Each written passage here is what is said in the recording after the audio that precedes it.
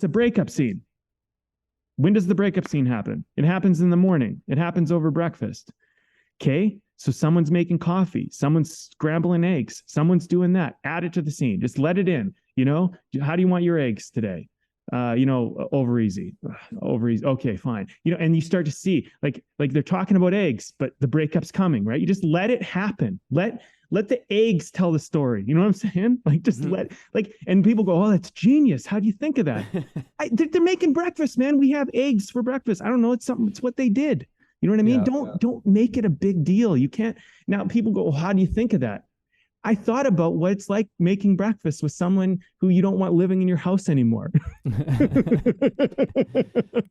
Right? And then boom, great breakup scene. Wonderful. This is Way of the Artist with Brandon Colby Cook and Evan Schulte. Identifying your blocks and demystifying your struggles so that you can claim your own path and make your life a work of art.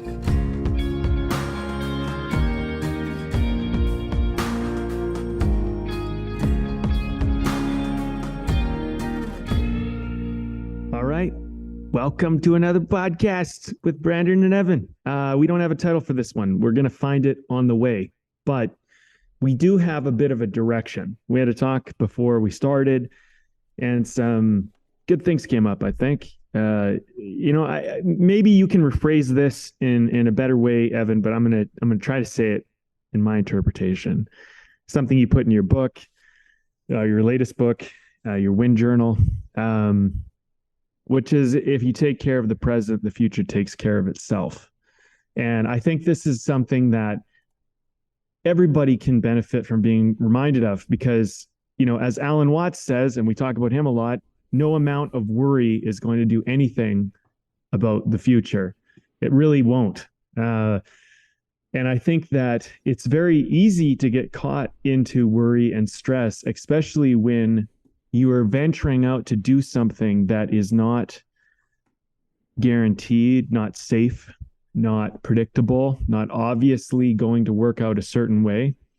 Not that anything ever really does, but I think that we kind of live in an illusion that we can kind of do the safe choice. And my point on that is that sometimes I think when we think we're doing the safe thing, we're actually putting the moment aside and we're actually not nurturing it. We're not tending to it. And because we're not tending to it, what we are building is a garden, but we're building a garden of weeds, something we don't really want. And it might look like there's a lot of stuff growing in it, but most of it is not useful. It's not helpful. And I think the scary thing is, if we're going to stay on this garden analogy just for one more moment, I would say like maybe it's scary just to have this open patch of dirt with nothing growing out of it. And maybe that's frightening to a lot of us. And so we opt to kind of have these weeds or these things grow in it just to feel like we're growing something.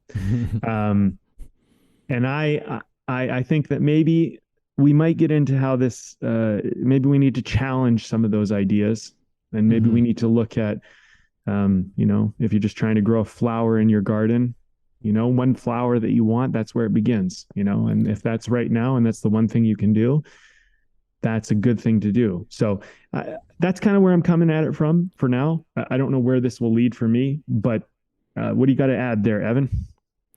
Yeah, I mean, I'm interested to see where this conversation goes. There's some really terrific sort of themes that some of them that go into our artist laws that I think come together and definitely presence is a big part of this. Simplicity is a big part of this conversation. I always love that you throw in good old Alan Watson on this one and this whole thing about worry. It also makes me think of the late night comedy classic Van Wilder with a young Ryan Reynolds. I remember he has this line in there. It's like, worrying's like a rocking chair. It gives you something to do, but it doesn't get you anywhere. Yeah. Because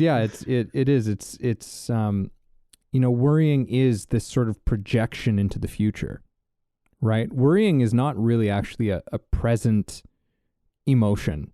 Like, yes, we can, it's one of those weird things where it's like, yes, you can be in a state of worry, but normally worry is a result of us throwing our mind into these possibilities of bad outcomes in the future, right? But none of those things are real. I suppose, yes, that they are possible, but that the worrying is really kind of the evil in the whole thing about it. There's like another great quote, I think it was Aristotle, where it's like, fear is the anticipation of evil, or something like that. I think we could also throw worry, anxiety into that same sort of category. They're like forms of fear.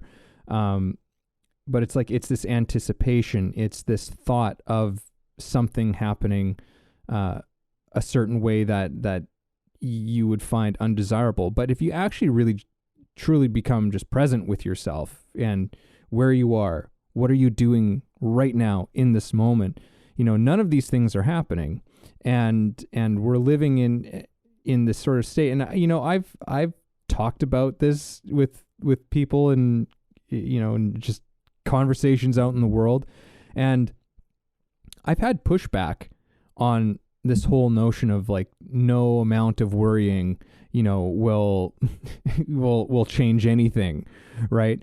And there's this sort of attitude, it's like, well, no, because if I don't worry about it, then nothing will get done about it, right? And it's just like, well, what if you could do something about it, but just drop the worry about the whole thing? Like what?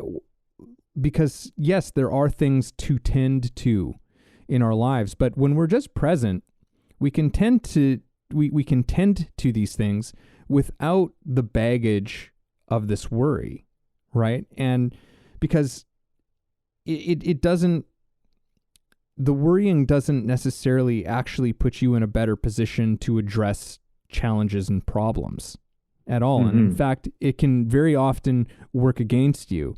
And, I'll use an example from like, what I do with like my students who are taking like my first level classes, right? Like, one of the first things I ask people to do is, like, the first exercise is, I want you to turn away from, like, there's two people up and they're facing each other, and I will call on one of them to turn away from their partner. And I say, when I say go, you turn back to them. And I want you to just say the first thing that you notice about them, the first physical thing that you notice about them, right? Is it hair? Is it nose? Is it eyebrow? Is it shirt? Right? Just sort of that. And one of the most fascinating things to me about this very simple exercise is how much gets in the way from doing a simple thing. And it's normally, you can chalk it up to one of those worrying, fearful kinds of things. So it's like, oh, okay, I'm doing this exercise. I want to do this exercise really well, right? So people will get up there and they will start, okay, I'm going to plan the next thing that I'm going to say.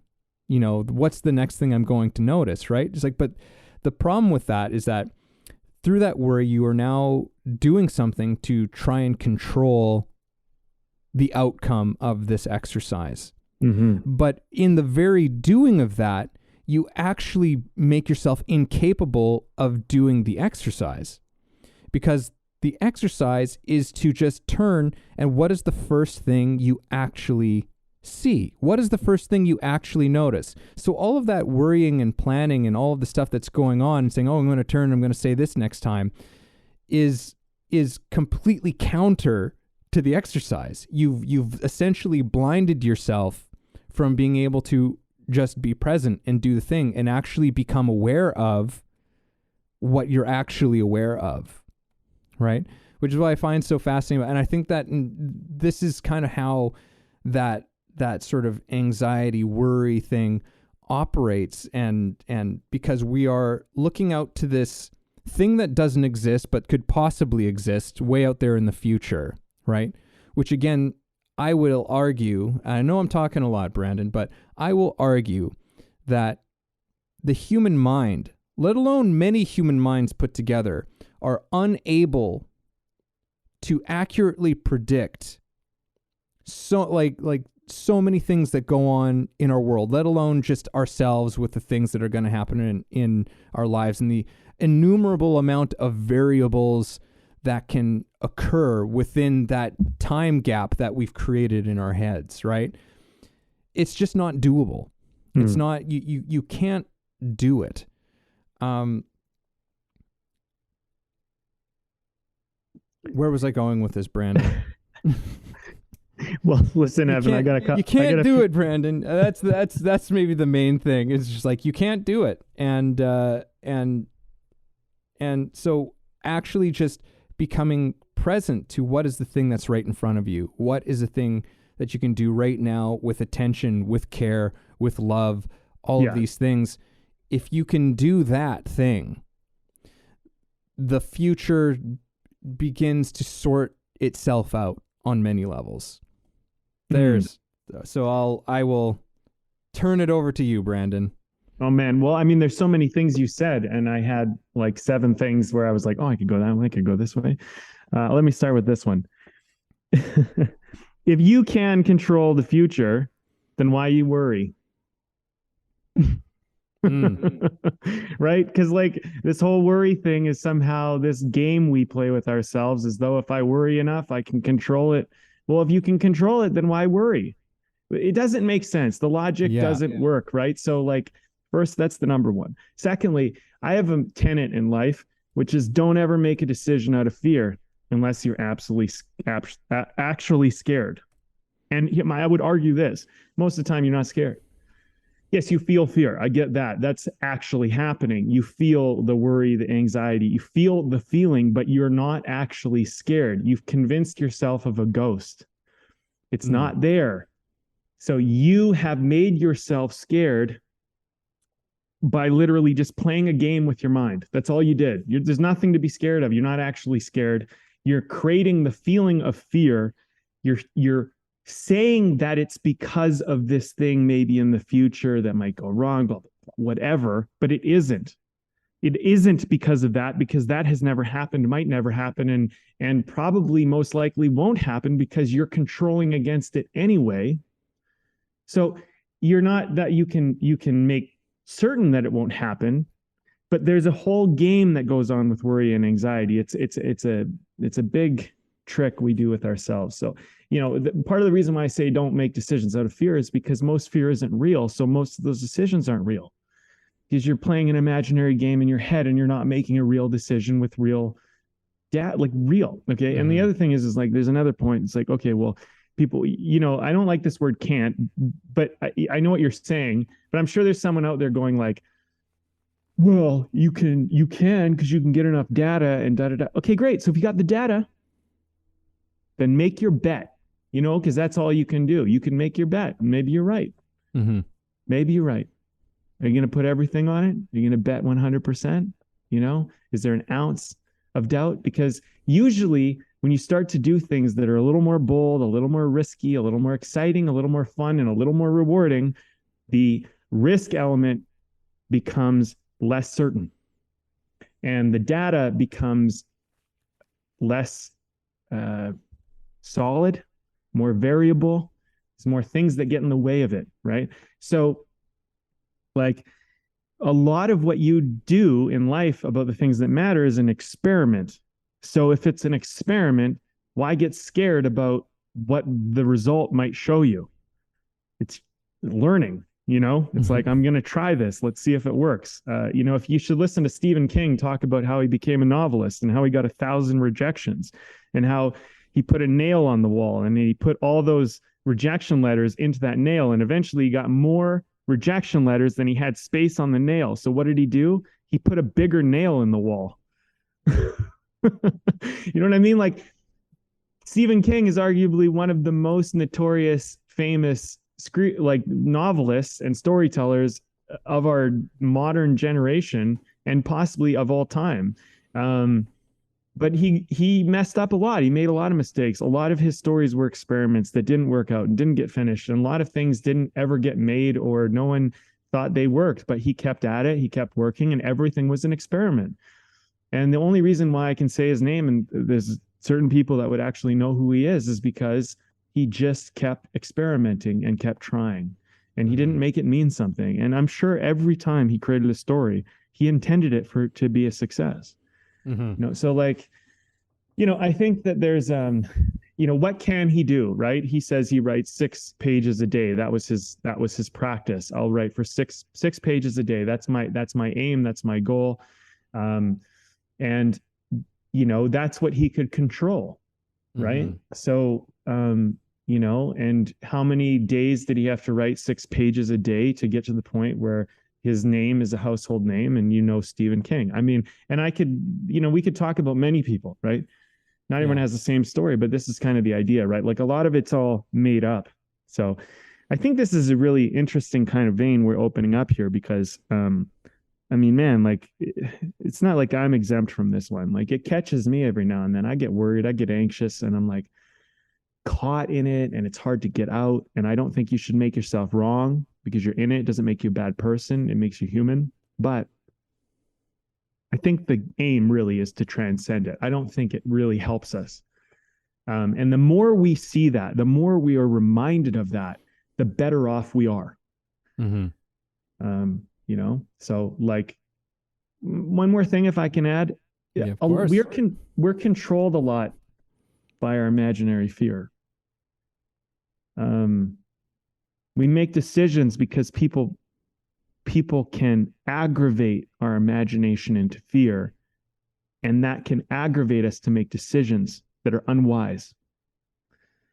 So you might use an example like you want to get an alarm system for your house. A shady alarm salesman will talk about the break-ins that have been happening a lot recently. Oh my God, what if the break-in happens to us or me before we get the alarm system in? Right? And now like this puts pressure on you, and now you're so you might not even need an alarm system, and it might not even be that pressing. But now the fear is making you, get all caught up in the idea, and it's getting you hyper focused on it. And while you're hyper focused on your alarm system that was maybe just an idea in the beginning, it now becomes the most important thing in the world. And this is why making decisions out of fear is not always a wise decision, because there might be more important things. And also a lot of energy is being expelled and wasted into this whole thing, and I know I'm talking a lot now. Here's the thing. When it comes to fear, you do one thing. Either you get rid of it or you do something that actually does something. That's it. Because once you do something with fear, it goes away. Or you just decide, I'm not going to be scared of that because there's a ghost and there's nothing to be scared of. Like if you run into the tiger in the bush, you make a decision. You fight it, or you run, or you hide, right? You got like one of 3 choices. You figure that out, right? You make your choice, you do your thing, you commit to your option, and then that threat is either confronted, dealt with, or it goes away, right? And then it's over. But if you sit and worry and nothing is done, it's just like hanging out in that indecision. I mean, that's not good for you, right? So, I mean, that's pretty clear, I think. Yeah. No, there's lots of good stuff. Yeah. It's lots of good stuff that you threw in there. I'm going to have a lot of clips that I can pull on for our little previews and stuff, Brandon. Yeah, no, good. This conversation has already taken some interesting turns for me, and I love what you mentioned about Stephen King there, and to me, like that kind of brings in some of that element of simplicity and presence, right? Like it's just Stephen King broke it down into something simple and actionable. 6 pages a day. Like that's pretty simple. Like that's a manageable thing. And the whole thing with and not being able to control those outcomes of things. If anyone wants to dive deep into that, I highly recommend finding a good translation of the Bhagavad Gita, because it's so much about that whole thing. But what he could do was write 6 pages a day. I love that because it's so simple. And those 6 I don't know if like how long is it Like, have you seen like it's monsters. I mean, and he's written so many monstrous books, and it's like that's incredible to think that it's just like that's 6 pages a day. That's and it turns into this thing that becomes bigger. But if you set out to write 1,000-page novel or something like that, that's just such a overwhelming thing to look at. Like that for most people that would be crushing. To be staring at a peak like that, as opposed to, I have this idea for the story and I'm going to just write 6 pages a day until it's done. Mm-hmm. And not worry about how many pages the thing is going to be, but just write the story. Mm-hmm. Just keep your mind present to the thing itself. And what happens in the case of Stephen King is you write a number of masterpieces. Mm-hmm. But that's through that present focus and a simple process, and it just shows how those things come together. And another thing that you mentioned that I thought was worth really touching on again is this relationship that exists between control and fear, right? We fear something, so we're trying to control it, right? But the problem is that the control is an expression of the fear. That's a good catch. And then it ends up controlling you. Yeah. Your fear ends up controlling you because it's just like it's a two-way street. It just kind of comes it just folds it back in on itself. Yeah. Right? It's like a snake eating its tail kind of a situation. Which is and again, something that I remember hearing from Alan Watts one time was he was talking about how anyone who's thought about power, right? Like basically that anyone who's really thought of having power would never want it. If you've ever really thought about it, and it was because of this point of control becomes part of it. In order to have power, you have to control so many things. And it's an impossible kind of task. I think that that's part of why there is this anxiety that comes out of this type of thing. It's like, okay, well, I worry and then I'll make sure that I get all this stuff and do all of these things and da-da-da-da-da-da. I think that there's a part of us that is always aware of the fact that we don't know and that we don't control everything and that we never could. I think that that's part of what fuels that anxiety, is that secretly there's a part of us that completely knows it, that it's just not possible, and that we're actually engaged in trying to do something that is not doable. But yeah, that power and control basically breed fear, because there's a never ending list of things. And, there's so many, real life stories as well as fictional stories where you can see the story of like the person who rises to power or something like that. And then their whole world comes crumbling down, as they are basically scrambling around to basically plug holes in the ship, right? Because they've got this big ship now and this hole's coming in. They got to plug that one and this one and that one and this one. And then they don't trust anyone anymore. And it's just, and eventually the whole kingdom comes to ruin, right? That's the story of power. Yeah.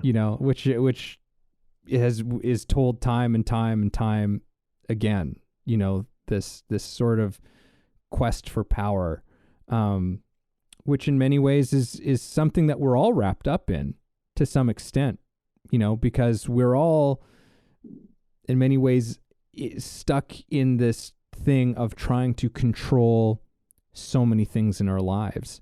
Mm-hmm. And I think that that's part of the scary thing in terms of like, what I've definitely learned from a number of places, but definitely from, you know, as an actor and in teaching acting, which is just like, you know, it's an art form that just demands that you are present.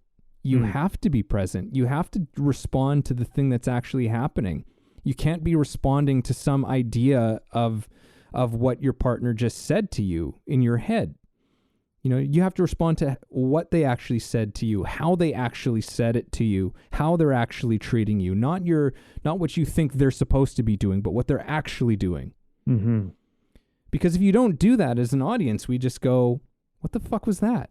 You know, like we might not be able to put our finger on it necessarily, but we'll be like, what was that? That was weird. You know, like that was bizarre. But you know, a lot of us are pretty savvy when it comes to watching actors. Like it's a medium that we're very used to, and we can say it's just like, that was some pretty bad acting. You know, and it's so often because of actors who aren't listening to each other. They're acting at each other instead of actually with each other, really listening and responding. So I think that there's, you know, I always find that there's these little grains of wisdom that can cross over into our lives as well. Like, well, why don't you just respond to the thing that's actually right in front of you? Not what you think it is, but what it actually is. Right. Yeah. And then just do the simple thing. Just say the next line. You don't need to worry about the line that's coming up at the end of the performance, that big moment. Take care of the one that's right in front of you right now. Respond to the person that and what they're doing right now. And then when the time comes for that big moment, if you were really listening, you were really paying attention, you were really involved and interested in what was happening from moment to moment to moment, that thing is going to happen to you. That amazing moment is going to happen, and people will go like, oh my God, did you see that when they, you know, when they said that line to the other actor, and wasn't that amazing? And it was just like, well, you were just in it. You know, like there was no time for you to think or worry about how that was going to happen because you were it. Mm-hmm. You were just it. And it was truthful and it was honest, and it reverberates to the audience, right? Please, everybody, use this as I am speaking very specifically about acting. If you're an actor, that's terrific. But you know, I find that this is something that extends far beyond that and has a lot to do with, at least for me, what we're talking about here. Yeah. Well, I mean, okay. So one thing I have to try to make a point of is trust is such an important element in all this because, you know, like you were talking about power and how like power ultimately leads, you don't trust anybody. And I mean, I think that's true in a lot of ways, especially when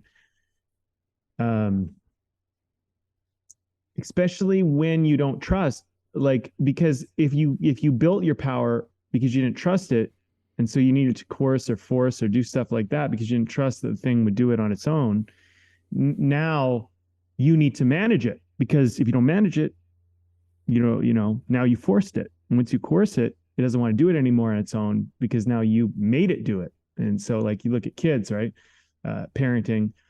If you force and coerce your kids to do things, they're inadvertently not going to want to do it, because now it's become a bad thing. Because if you had to force and coerce them, then they know intrinsically, or at least they think in their own minds, I mean, this is a natural human thing. Well, it must be bad because you had to pressure me to do it, so I must not want to do it. And it's psychological. You actually, by expressing power over something, you actually inform the thing that it doesn't want it. And so, you know, trust becomes a very fickle thing for a person who uses power inappropriately and uses it for their own benefit, or uses it without implementing persuasion and, for lack of a better word, sales. You know, and like, look, here's the thing. I'll tell you what I learned about sales, and I know this sounds like it's a little off topic, but it really isn't. And this is one thing, like if you learn this one lesson, man, I mean, you can make money for the rest of your life, and you'll always be okay if you can learn this one lesson. It's one lesson. I promise you can make money for the rest of your life I'm not saying you'll be wealthy. I'm not saying you'll be super rich, but you'll always be okay if you can know this one thing. Sales is not selling as most people think of it. Sales is understanding. Sales is understanding. People already want. That is not going to go away. Sales is simply getting in front of what people want and having what they need when they get there. Somebody's climbing a mountain and you know that they're going to run out of water by the time they get to this spot and you have water. It's a pretty fucking easy sale, isn't it? They already want water. You have it. That's it. And so foresight into understanding that people want things already. You don't need to force them or coerce them or pressure them or do all these power tricks to get them to do something they don't want to do. Because yes, you'll get the sale once sometimes if you're really sneaky and snaky and tricky and crafty. But the thing is you won't get that repeat sale because nobody wants to be, no one wants the pressure. They don't want that, right? And we're becoming more and more aware of that all the time. And so like when that's like people, but like you're the same way. So if you coerce and pressure yourself into doing shit you don't want to do, you teach yourself that you don't want to do it. So why are you going to go do it? Because you had to force yourself, you had to coerce yourself, you had to trick yourself, you had to be crafty into getting yourself to do it. Now you have to find out, it's another level. You got to dig in a little deeper. You got to go in and you go, what do I actually want here? Okay, so like, let's take it into worry, for example. I'm worried that my kids won't be safe or something when I'm not around. Okay. What do you actually want? Right? What do you want? You want to keep your kids safe. You want to keep them protected. You want to figure out how to be somewhere where you can't always be. You know what I mean? Now you can, instead of having a fear and worrying and doing all this, you can start to think, okay, what do I need to do to satisfy the desire that I have to figure out how to solve this problem? Because I need to work, but I also want to be there for them. How do I do this thing? Right? That is creative problem solving. That's solutions. That's how you do a lot of this stuff. All worry does is it just amplifies the fact that you're scared, and it does nothing. It does no actual forward movement, and it doesn't really create any new form of trust. It doesn't build any value. It doesn't make anything better. And like it's all like you got to sell yourself and not in a coercive power way. You need to sell yourself, in my opinion, on understanding why you want what you want, why you're doing what you're doing. Let me take this one more step, Evan. Just as I work with writers, it's very similar to how you're talking about actors, because I encounter this with writers all the time. They get super wigged out at some point, and they're just like, just like think everything I'm writing is shit, and I don't want to show you yet, or I whatever, I can't write anything. And it's like they're always scared that it's not good enough. I mean, it always comes down to that all the time. And I always tell writers all the time, you cannot, well, you can try, but I mean, there's no point in trying to write well or be a good writer. Like whatever you think that is, you cannot control for that. What you can control for is trying to express whatever it is you're truthfully trying to express in that moment.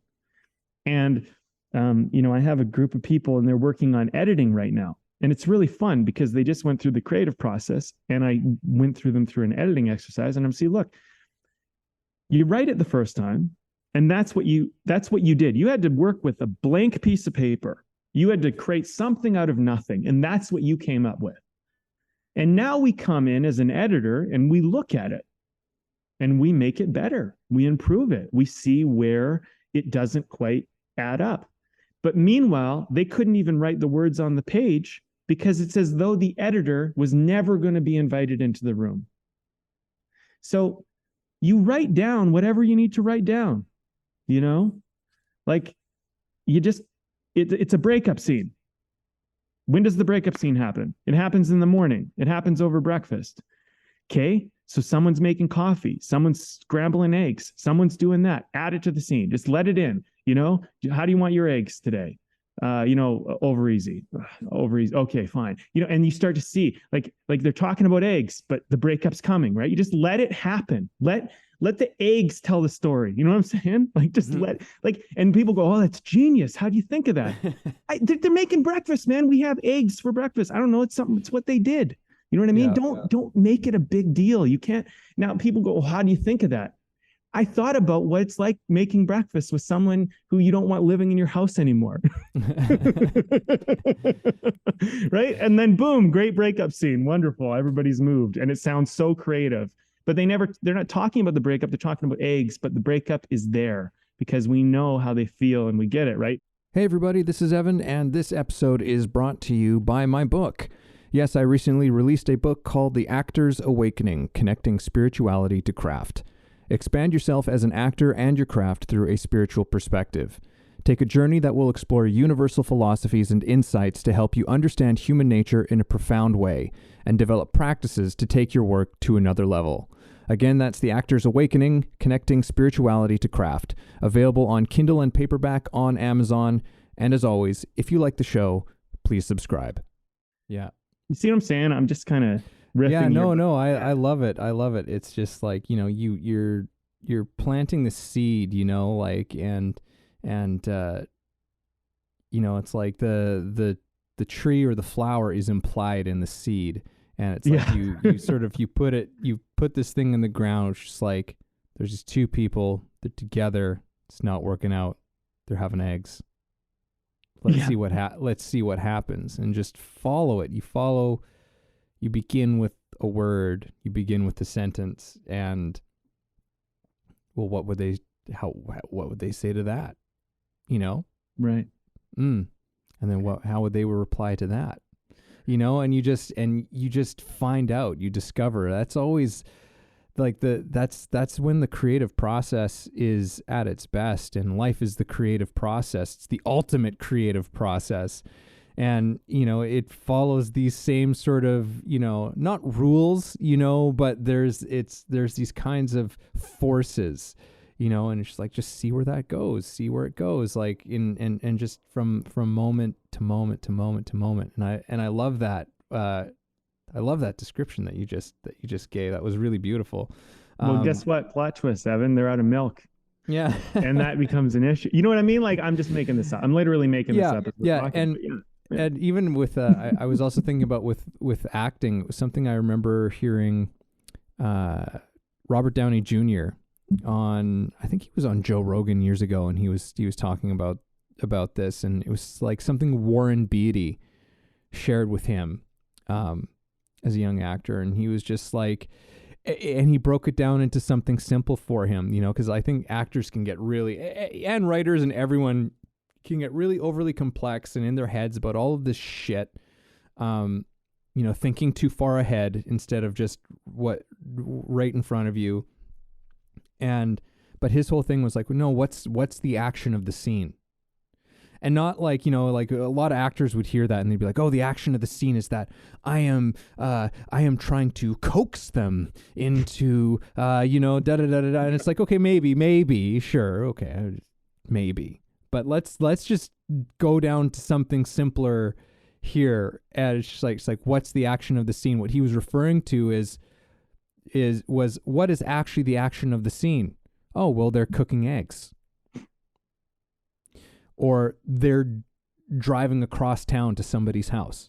Sure. Or they're, what is the actual action of what's going on in the scene?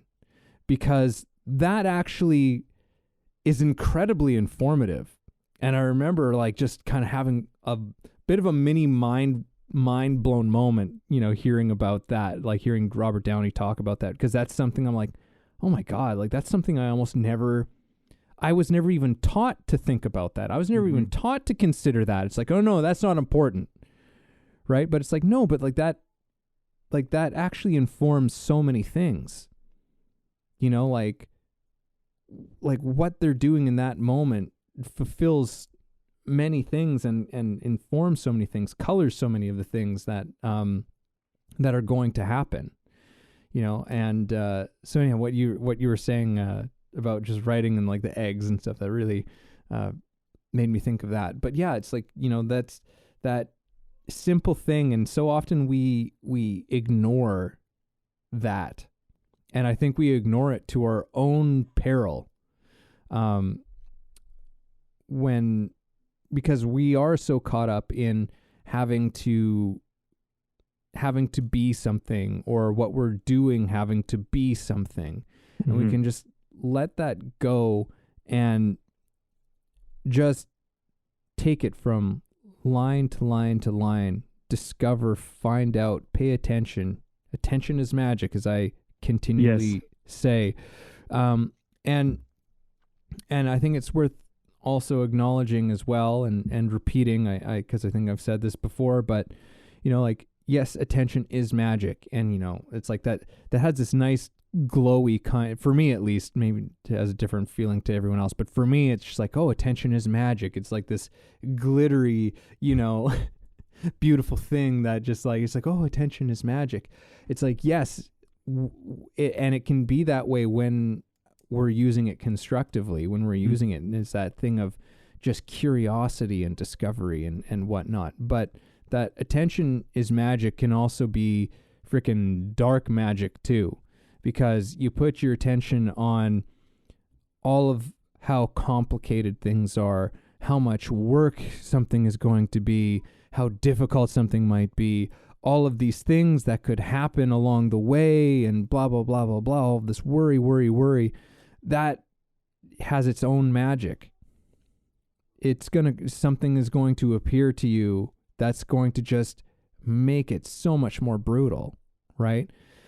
Whereas when you get simple, you get present, and you put your attention on that, that's where the real magic is. That's the magic that's the magic that you want. You know, and that's where it exists, I think, is just in that presence and the simplicity that can come with it. Yeah, this is interesting, like going down the road with this talk, because, you know, I think you know, something that dawned on me is, like, with a lot of artists, and I mean, I suppose this is true for people in many mediums and many whatever, but like this whole thing of like, I have to do it, I have to be great, I have to be good, you know, all of that thinking. And I think we're taught that. I think that's pushed on us. I think that's, or at least implied to a lot of people, or it's misunderstood, at the very least. Like, I think we take that in, but we don't understand. And here's the thing I can tell you from a screenwriting and storytelling point of view. Writing is very, very easy when you let it work for you. So like a good writer, okay? Good writer is like, okay, I got to make the scene interesting.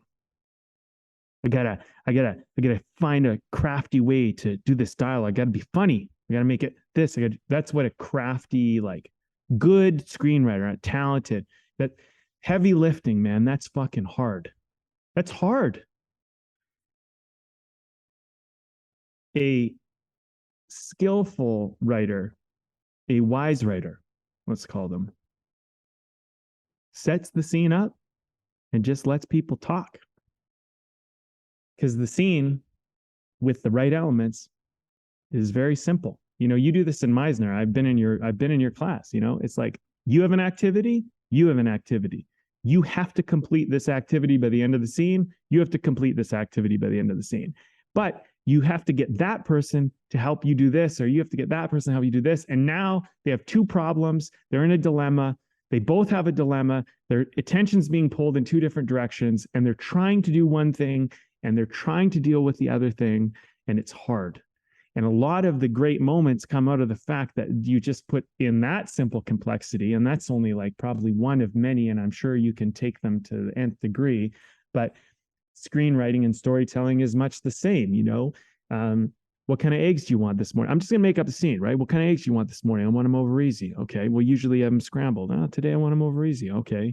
And like they haven't even talked about the breakup. Nothing's happened yet. They're talking about eggs. That's what's happening. Let them talk about eggs. You know what I'm saying? Let that go. I'm already in. Well, you want them. I don't want them scrambled today. I want them over easy. I don't know how to make them over easy. Now I got to get your help. How do I make them over easy? I got to look on the phone. I got to figure it out. I'm not really sure how I do this properly. Okay. So now that person's got a problem. They just asked them what kind of eggs they want, but they plan to break up and now they got to make them over easy eggs, which they don't want to do. Then they want scrambled eggs. They go look in the fridge. There's no milk. They can't make the scrambled eggs the way they want to make the scrambled eggs. You add in an element. You think of it in the moment. You know what? My partner left an empty carton of milk. And I thought there was milk, and I was just at the store yesterday, and you let the milk come in. Now the milk is letting you know how this relationship really is, right? Yeah. We haven't even talked about the breakup yet, but we get it, right? We get it. We get the animosity. We feel it coming. The subtext, the things that are underneath, right?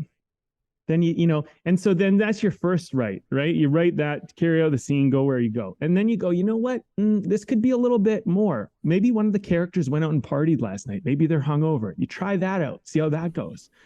And then people, when they look at your writing after you've done this stuff, they go, how'd you think of that? And it's like, well, you didn't try to be a good writer. You just created things that made it so it was easy to be. You know what I mean? Mm-hmm. And your dialogue becomes so creative and so interesting, and like the subtext is so rich because you just let the situation. And then like, how do you come up with the breakfast, right? Like, because this is breakfast and eggs. And so some people go, well, like, how do you think? Well, maybe am I in the beginning of the story? Is this the very first scene I'm writing, or do I have some of the scenes that I've already worked with to pull from? You know what I mean? Like, because if the scene the night before was them out at the nightclub partying, and then this next scene, I might think, what happens the morning after that party? I just happen to decide, okay, I'm going to place it there, and they're both hungover after this party, and maybe something happened at the party. You know what I mean? But then maybe after I finish writing this egg scene with the milk, which is really a breakup scene, then I go back to the night before and I go, you know what? Maybe I can add some things to this nightclub scene that happened the night before that will inform the egg and milk and breakup scene. You see what I'm saying? And then they go, how do you think to put that into the nightclub scene? And somehow I integrated breakfast into the nightclub. You know what I mean? And like, whatever. Yeah. And now you got this story because these things are somehow tied together.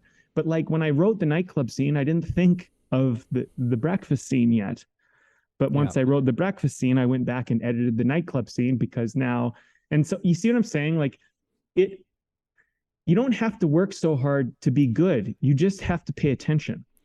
Yeah. It's just a series of present moments, right? And when you add them all up, they can add up to something really extraordinary, right? And people will be like, how did you do that? Right. And they try and want to break it down into, like turn it into, and don't get me wrong, but like, I swear to God, man, the more and more I look at, especially, my area of focus is in acting and stuff, but like the more I look in, and music to a certain extent, but it's like, the more I look at so many things, I'm just like, wow, we have a lot of ways of trying to, control a lot of things when really all we need to do is pay attention, like really and fully pay attention to something. It's like that's to me always just like, what's the essential ingredient in doing anything well?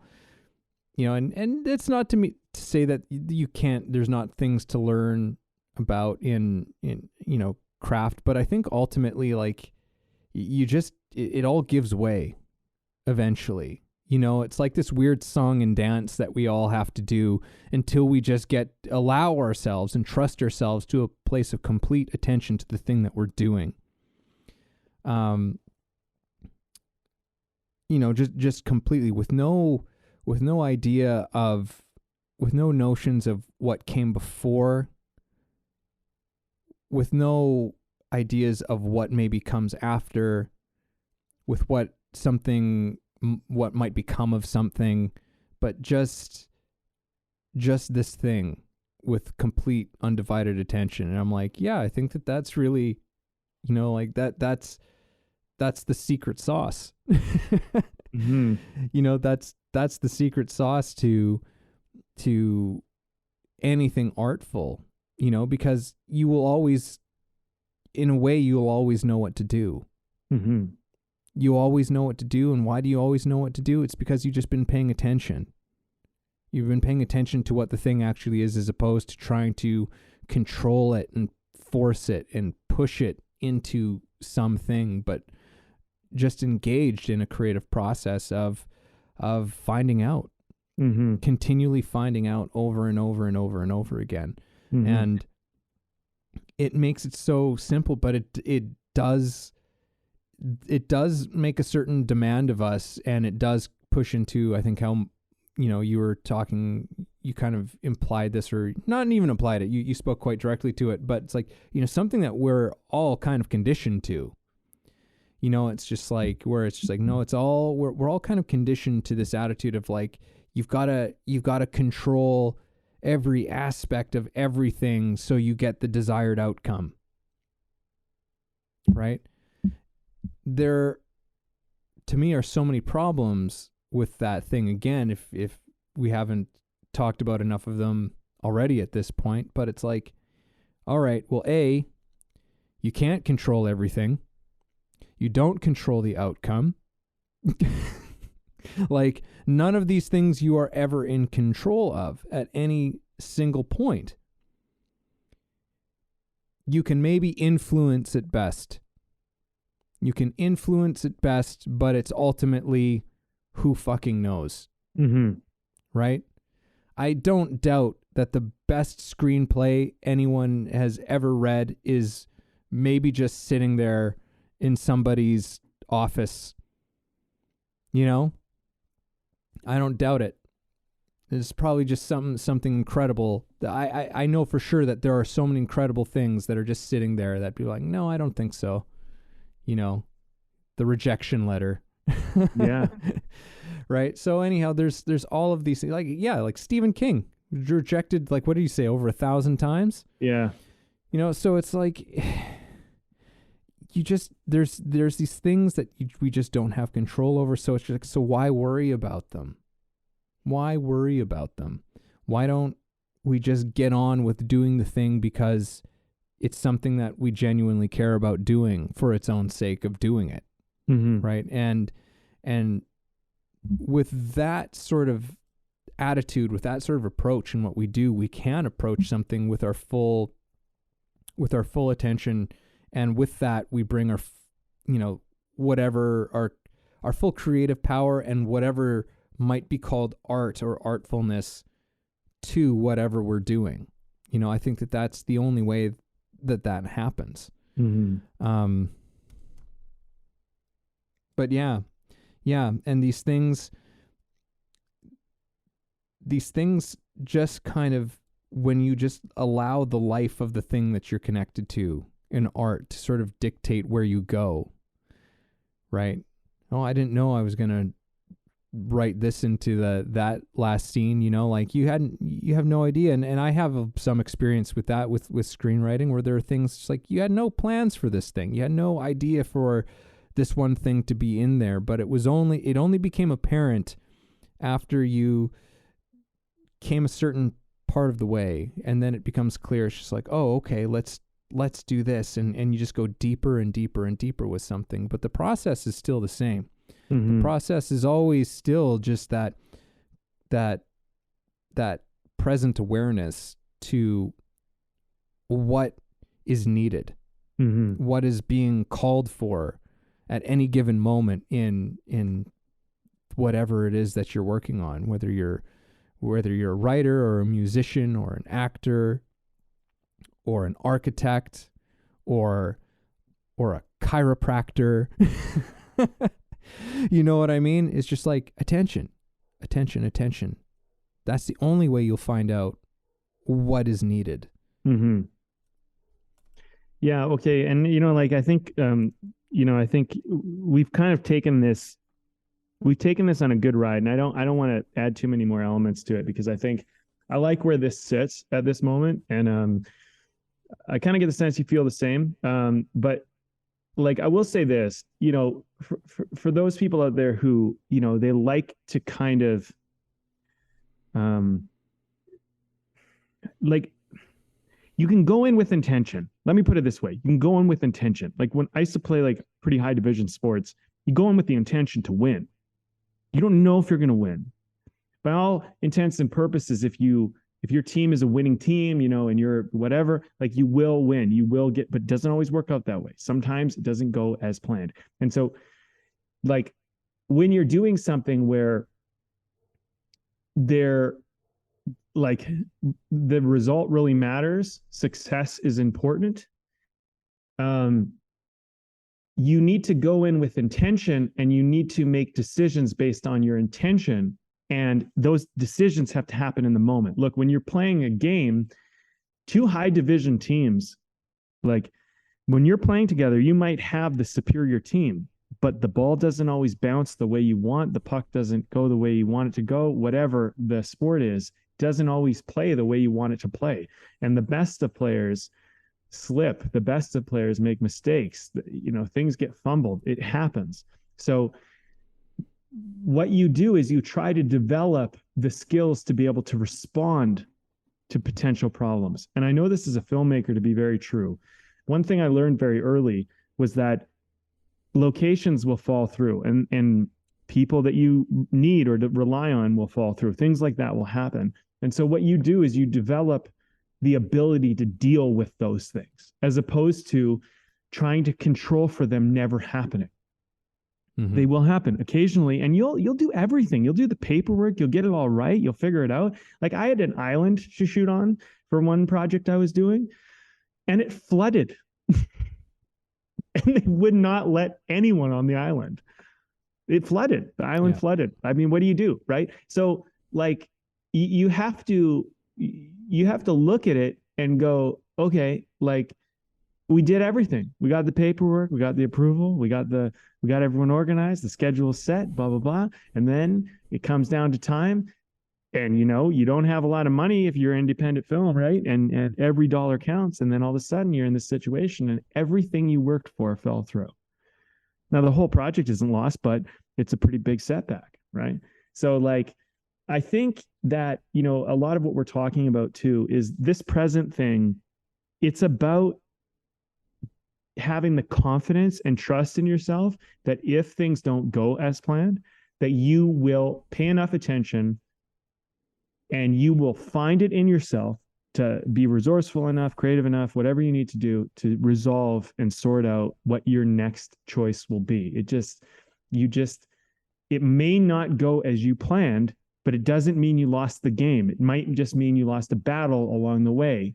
And if you have that kind of winning attitude, it tends to be that you will win the war, but you will lose some battles most likely along the way. And so that's just something I want to kind of throw out there because like, it's not like you just go in willy-nilly, like whatever happens, let it be. It's not like that necessarily. You have to have a certain element of that, but it doesn't mean that you don't care about winning. It doesn't mean you don't care about succeeding or achieving or doing whatever you're trying to do. It doesn't mean you abandon that. It just means that you have a flexibility and a malleability to like who you are as a person, because who you are when you started this thing might not be sufficient for where it is that you think you want to go. So you might have to change. And that has to be something that you were open to in your plans, is that the person who had the vision was not built for the visionary who made it real. So you have to be willing to change yourself and alter your whole way of being in some cases just to adapt to your goal if your goal is important enough. But you'll be thankful for the goal because the goal served you to do that, because otherwise without the goal you wouldn't have done it. And then when you become whoever it is you're supposed to become, you're going to be able to see things you couldn't see before. And that's the wonderness and the wonderfulness of, all of this, right? I always say wondrous wonder. And it's just like, but it's wonderful. You know what I mean? I mean, just look, whatever, like it's incredible. Like it starts with eggs and it ends up being a love scene. You know, who knows? You don't know where it's going to go, you know? You don't know. So just like let yourself have that. Let yourself have that. That's that, you know? Yeah. So I just wanted to say, I love the word wonderness.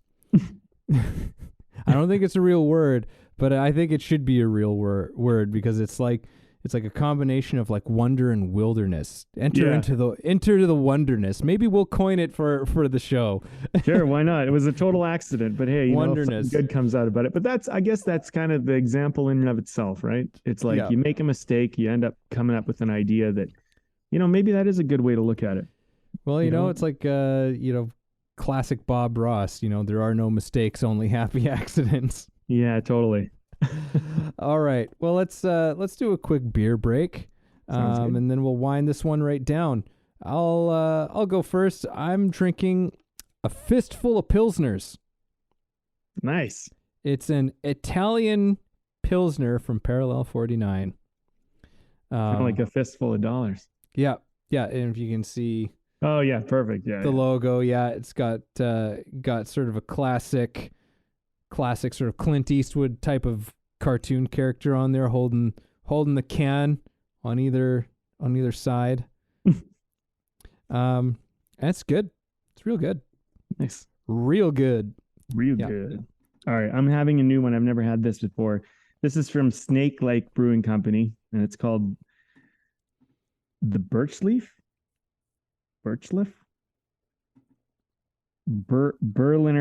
Weiss beer.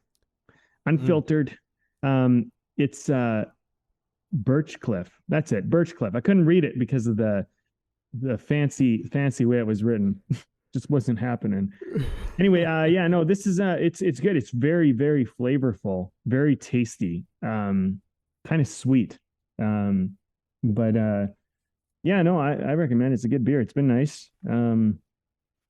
It's very tasty. I've actually had a couple reasonable size cans as we've been talking. So it's going down relatively easy, but I would say that maybe this sweetness would probably, like, after a while, you probably have to move on, because it does probably add up, get a little bit much, but no, it's been a good beer. It's I've always liked everything from Snake Lake, so that's what I'm having. Nice. I don't know. You want to do final thoughts or? I mean, sure. I'll take a crack at it. I have no idea what I'm going to say, but you know what? You just start. What's the thing, right? What's the thing right in front of you? I guess I'll come back down to that one, which is like, it's shocking at how often that is enough. And in fact, it's shocking at how often that is the best thing. Not only that it's just enough, but that it's actually the best thing is the thing that's right in front of you. And to reiterate something that I said off the top, it's like, when you take care of the present, the future takes care of itself. As you said, it doesn't mean that you don't have intentions. It doesn't mean that that there isn't some sort of direction that you've kind of got inside of you, ingrained. It's like, obviously, like, it's, to do anything that you do with real sincerity and heart, wholeheartedness and love, those are your best tools. You come in with those things and attention with it, because I think that when you bring love to something, which is something you had talked about, I don't know if it was in the podcast, but maybe in our pre, it was just before we started, pre-chat. Yeah. When you come in with genuine, real love towards something, real excitement towards, something that you're creating, attention very often comes with it, because there's sort of this built-in care that you have for it. But just remember, because it can be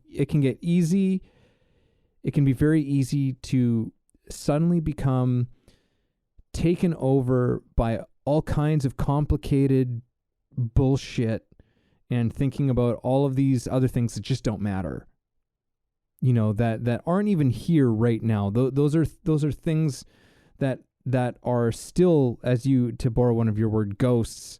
They're ghosts of a possible future, but there's no reality to them. And putting your attention on the simple thing that's right in front of you, just keep that as your North Star, the thing that you love. Because if you do what you love, you're doing the things that you love, or if you find the love in the things that you're doing, that is always your best North Star. Keep your attention on that. Keep your attention on this thing that you are engaged with, that you are cooperating with, that you are, that you're just with, and let it tell you what to do, because it will tell you what to do.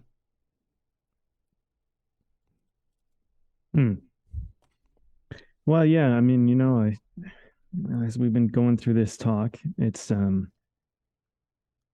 reminding me how much flow occurs through trust, because like I often do hit a state of flow, particularly with writing, and I sometimes wonder, like, how does it happen? Why does that happen? What's going on?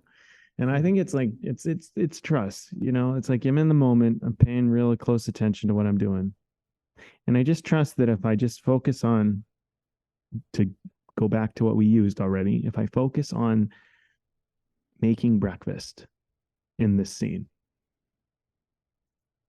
and I already understand what this character's feeling. I already understand what that character's feeling. And if I don't, then that's my focus. What are they feeling? What does that feel like? What's that like? Have I been there? Have I experienced that? I try to get into that. Now, if I got into that and I feel like I'm ready to write, and it's a breakup scene, that's how it starts out. One person wants to break up. I don't even know what the other character wants. What does the other character want? So I start asking the questions. Let's get focused. What's going on? Maybe that other person thinks everything's fine, right? And you put your attention onto that. Okay, so now they're blindsided, but maybe during this is their discovery. So like now, like if there's a discovery, maybe that character discovers something along the conversation. What could they discover? You know what I mean? And then you say, okay, well, I could add that in. This could happen. But like, I might be halfway into the scene already, and all they're talking about so far is just, how do you want your eggs? And I don't know how to do that. And now this person's coming up to help me, and they're closer to me, and I don't want to be close to them. I want to, so you're trying to get through this situation, right? There's conflict already built in. You're working it out. You're wrestling with it. But the thing is you get into flow, because pretty soon you start living in the kitchen with them. You're there with them, and you're experiencing it. And then all of a sudden, like an emotional trigger hits, and then you're feeling that emotion, and so like that emotion informs something, and so when you're going and doing whatever you're doing, what I would say is, like, and I'm just talking about writing, but I think this relates to pretty much everything. Every person, I really truly believe, if you tapped into your truth, and what I really mean by truth is if you tap into love, because everything is love.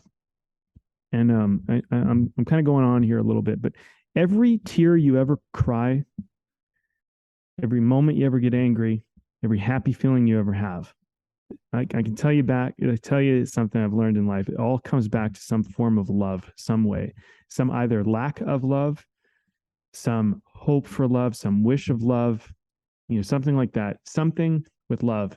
And if you can find the love, man, you can crack a well inside you that you have no idea how deep it goes. And it will take you places that you never intended on going.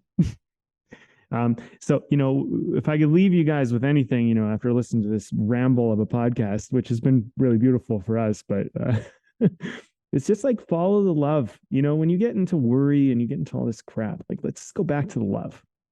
Because the worry might be trying to protect some kind of love, but just get focused on the love. Don't focus on the fear, right? Because the fear is a distraction, it's a confusion, and it's a ghost. But love is always real. Love is always real. And I'm going to share one last story just before we finish this podcast. Here's my story. Evan and I wrote a script 17 years ago, probably. I don't know. I've been recently rewriting it, reworking it. And there's a scene in the movie. And I think this is a good way to finish. There's a scene in the movie where this guy gets pretty messed up by the bad guys. It's a horror film. And when we first wrote it, I think we both kind of looked at this guy as kind of like a bit of a bro, kind of a douche, not really like that important of a character. He gets axed and, someone dies in the movie. And that was kind of the point, right? Some blood, some gore. Let's get this done. It'll motivate the characters, whatever. But I've been going deeper into this script. I've been trying to rewrite it. I'm like, let's take this from good to great. What's it going to be great? And I was driving home from Jasper as I went to the mountains and saw some beautiful nature. And, it's just on the road by myself thinking. And I thought about this story about me and my dad. I was about 16 years old and I was driving the car with them, and we were on some back road and some guy came out and started being really threatening, and my dad got out. And it makes me emotional because I remember being a little kid and I remember thinking they were going to fight. They were squaring off. And I remember thinking, what if my dad gets hurt? And I couldn't do anything about it. And I think about this script. And I think about these characters who are watching their friend get slashed up and cut up or hurt, and they can't do anything about it. And I just touch into this little kid who loves his dad. Now, if I can figure out how to translate that into this fucking script, I mean, it will be beautiful. It'll be something else. But this is my point. That love is very, very real. This story, how am I going to write a great scene? How am I going to make this thing great? I don't know how to do that, but I do know how to tap into something that's real for me. And so if I leave you guys with anything, don't worry about being great. Tap into what's real for you. Greatness comes out of that. Thank you for listening in on our conversation today. We hope you found something helpful that you can carry forward with you. Head over to our website, wayoftheartist.com, for more free exclusive material and learn about the show. If you haven't already, please support us by subscribing to the show, sharing it with people you know, and keeping compassionate, creative conversation going.